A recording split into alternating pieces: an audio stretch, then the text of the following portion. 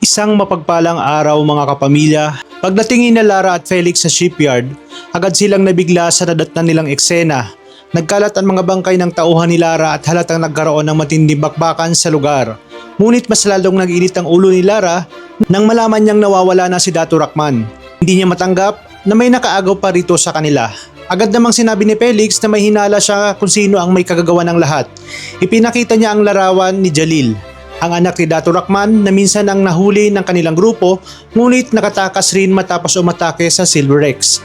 Dahil dito, galit na galit ang intusan ni Lara si Felix na hanapin si Dato Rakman kahit anong mangyari dahil hindi siya papayag na muli itong mabigo.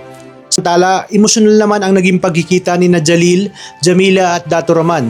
Matapos ang lahat ng pinagdaanan nila, mahigpit nilang niyakap ang isa't isa pangdama ang labis na saya at pag-aalala. Sa wakas ay ligtas nang nakabalik si Dato Rakman sa kanyang pamilya. Habang abala naman ang lahat, balak sanang tawagan ni Usman si Marcos upang sabihin na nasa pangangalaga na ni Jalil si Dato Rakman. Ngunit bago pa niya magawa iyon, dumating si Ahmad, kinausap siya ng pribado. Dito sinabi ni Ahmad na kailangan niyang tulungang protektahan si Jalil dahil may mas mahalaga itong misyon bilang si Major Alan Espina. Nagtaka naman si Usman kung ano talaga ang nangyayari.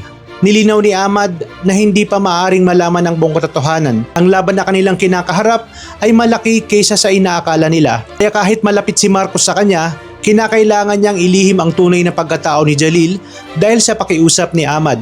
Napilitan si Usman na manahimik at suportahan ang misyon ni Jalil. Makalipas nito, kinausap naman ni Jalil ang kanyang ama at tinanong kung may ideya ba kung sino ang nasa likod ng paulit-ulit na pagdukot sa kanya. Ngunit sinabi na lamang ni Dato Rakman na wala siyang alam kung sino ang may kagagawa nito at kung bakit siya pinupuntirya. Dahil dito, hindi ipinilit ni Jalil ang usapan at mas pinili niyang bantayan na lamang ang kanyang ama. Di kalaunan ay nagpaalam si Jalil sa kanyang pamilya dahil kailangan niyang ipagpatuloy ang kanyang misyon. Pagsapit ng gabi ay muli niyang napanaginipan ang trahedyang nangyari noong bata pa siya. Ang pagkahulog niya mula sa barko na tila konektado sa mas malalim na lihim na kanyang nakaraan. Samantala pinuntahan naman ni Marcos ang kanyang ina sa ospital upang balitang buhay pa si Harold. Gayunpaman sinabi niyang hindi ito maaring maiuwi dahil matindi pa ang trauma nito at delikado pag may nakaalam na buhay pa ito. Tinawag din ni Jalil si Rashid upang magpasalamat sa pagtulong nito sa pagligtas sa kanyang amang si Dato Raman. Ngunit sinabi ni Rashid na hindi niya kailangan ng kapalit dahil para sa kanya, sapat na ang makatulong siya sa paghahanap nila ng hustisya. Habang iniisip ni Dato Raman kung sino ang tunay na may kagagawa ng lahat, hindi pa niya alam na si General Carillo, ang half-brother ni Colonel Napelion, ang nagpapatuloy ngayon sa mga dating plano ng kanyang kapatid. Nang makabalik si Usman sa headquarters, agad siyang tinanong ni Marcos kung nahabol ba niya ang kumuha kay Dato Rakman. Ngunit nagsinungaling si Usman at sinabi lamang niyang isang lalaking nakamaskara ang tumulong kay Dato Rakman matapos ang bakbakan. Tinupad niya ang pangako niya kay Ahmad na itatago ang tunay na pagkatao ni Jalil bilang si Major Alan Espina.